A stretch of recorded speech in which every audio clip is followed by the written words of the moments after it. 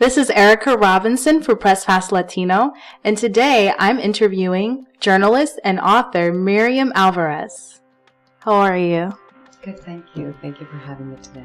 Well, I always wanted to write a book. I'm a writer at heart, but I was very busy working as a foreign correspondent at the United Nations, and I had very little time left for pleasure writing. In 2007, my youngest son was diagnosed with leukemia. And so I did go back to work after the diagnosis, but I wasn't really happy, and he needed me home. And I understood that that was my priority, so I resigned my job. And as a way to keep my mind occupied, I decided to pick up an old project of mine. And it turned out to be the best thing that I could ever do.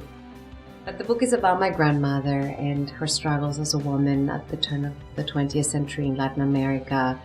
These were the times when women didn't have any rights, when they basically moved from their father's home to their husbands. My grandmother loved flowers. She absolutely loved flowers. And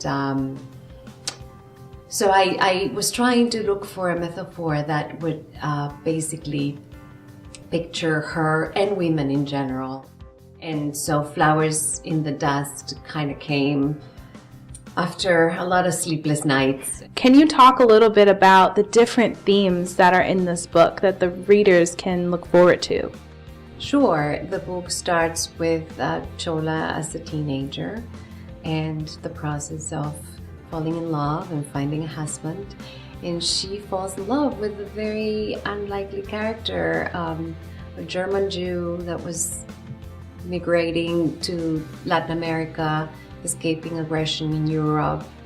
And he also, just by fate, decided to stay and was taken by her. I called it a historical fiction because I filled in the blanks with my imagination. So a lot of it, the dialogue, there are certain circumstances that do come from my imagination.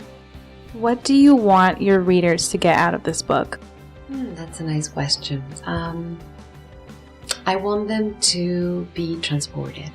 I want them to go to a different time and place and learn something that they didn't know before. My wish is that my readers will say, wow, this is different. I never thought that people in Latin America were like this, or that a lot of my readers say to me, I didn't even know that there were so many Jews in Latin America. That's my wish. That's what I want them to take out of this book. An experience that otherwise they would have never had before. So make sure you check it out on Amazon, Flowers in the Dust. If you want to watch more of our stories, you can go to www.pressfastlatino.com.